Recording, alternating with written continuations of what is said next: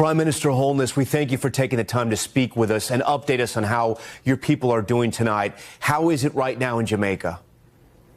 Well, Jamaica has sustained a major impact from a Category 5 hurricane, one of the strongest hurricanes to have hit Jamaica, and certainly within the top 10 strongest hurricanes recorded. The corridor of damage is significant. We have lost hospitals. Certainly, our road infrastructure would have been damaged, which would include bridges, gullies, and waterways. The housing infrastructure would have been severely impacted in the corridor that the hurricane traveled. The hurricane hit the southwestern end of the island and crossed the island going northwards, and it should be now leaving the island, but behind it is a trail of destruction in the corridor of impact. Prime Minister, I pick up that you're speaking in the past tense. Is that because you already know some of this, or you haven't been able to get communication because all that communication has been knocked out? Well, when you're hit by a Category 5 hurricane, it's highly unlikely that you will be able to have communications uninterrupted. So in some parts of the island, communication is down. Electricity would be down as well, some preemptively. But we are still able to keep contact right across Jamaica. So what I'm giving you would be the summary of reports to date, to this point. Is it fair to say, because the hurricane is still over Jamaica, you truly have no sense of how bad the damage is right now? No, we are getting reports. We're getting assessment through our National Emergency Operation Committee. So we do have a sense of what the damage is, but clearly it would only be after the passage of the hurricane and it is safe to conduct proper damage assessment that we will see the full picture. But the picture right now suggests that damage within the corridor of impact is significant. What has been the most concerning report you've gotten so far from anyone out there in Jamaica? Well, the impact on our hospital system in the areas that have been impacted, at least 2 or 3 hospitals have been severely damaged.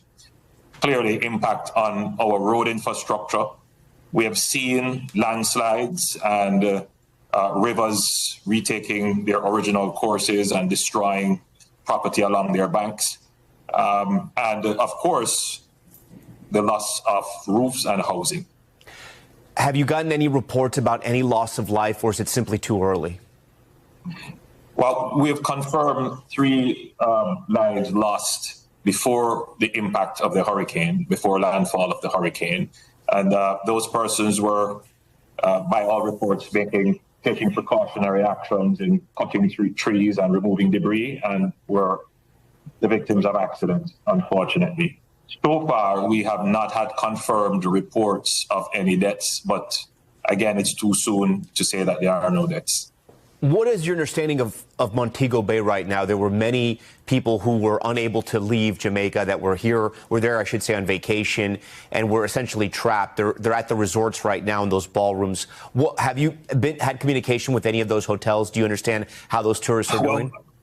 I've had a preliminary report from the Minister of Tourism, who would have given an assessment that some hotels were damaged, that there is damage to our airport. I can't say to what extent, but we have a fairly robust response plan, and the tourism industry is always prepared, knowing that we are in this zone where we could be impacted by hurricanes. So I know that they're doing the best they can, and that the provisions will be made to ensure that our guests and Jamaicans alike are in a safe place at this time.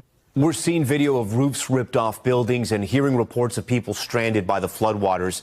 Give us an update on the status of search and rescue operations. Have those started, or is it still too dangerous? It's still too dangerous to do search and rescue. I've had a few reports of our fire brigade conducting some rescue operations on land. But they would have to make the assessment. From a policy perspective, we have given a directive that during the hurricane, we should, as best as possible, protect our response assets and respond to the most extreme emergency for which the judgment is there would be a possibility of a favorable outcome. Have you been in touch with President Trump or the American government? Oh, I've actually received a message from Secretary of State Rubio, and not just the United States, but we've had contact with most of the international community, for which we are grateful. We do intend to mount right after this, the hurricane has passed and it's safe to do so, a credible relief and recovery response, and we would be grateful for support to augment this response so that we can recover even better and stronger than before. Can you share what Secretary of State Marco Rubio told you? Did they promise aid would come into Jamaica or some type of assistance? Well, the commitment of the United States would be to support in whatever way they can, whatever way we see fit, and the areas in which we see that we would need assistance. Secretary of State and the President of the United States have always been good to us, and we've always been good and strong partners with the United States. So we're confident that whatever assistance they can render and whatever assistance we deem necessary, there would be a great effort to have that fulfilled. Do you have any sense of what you're going to need first, whether it be water, food, electrical infrastructure?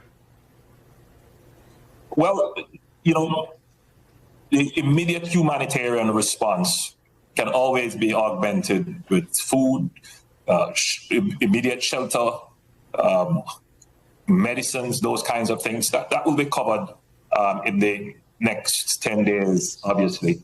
But the real help will be in the rebuilding of the infrastructure so we can get our economy back on track, and so that we can rebuild a more resilient economy to withstand these more frequent and intense weather events, which is a feature of a changing climate. Do you have any idea what Jamaica is going to look like tomorrow? That's a difficult question to answer. To put it at scale, the entire Jamaica was affected by this hurricane, but some areas were more affected. So of our 14 parishes, I expect that 4 of them would have severe damage, and that would be those parishes in the southwestern end of the island. So we're looking at St. Elizabeth, Westmoreland, St. James, Trelawney. And then there might be some impacts on Hanover and Mandeville. In the eastern end of the island, we're seeing some damage done in St. Thomas. But generally, there would be an impact right across the island. Roofs would be damaged, roads would be damaged. There would be flooding and landslides. But the concentration would be in that corridor where the hurricane hit. And then finally, Prime Minister, what is your biggest concern at this hour? Well, the biggest concern is that residents remain calm, that they stay indoors. I know the impact of the hurricane can be frightening, but now it's not the time for us to lose our presence of mind. So I appeal to all the residents to stay in and stay safe. We will, at some point, issue the all clear, and then we will mount the recovery and relief response to clear the roads, to make contact with communities that have been marooned, to provide the humanitarian relief, and to assist people with the rebuilding of their homes and businesses. Prime Minister, we thank you for your time. We will be praying and thinking about the people of your prayers. And I thank the people of the United States who have reached out to us and prayed for us. Thank you.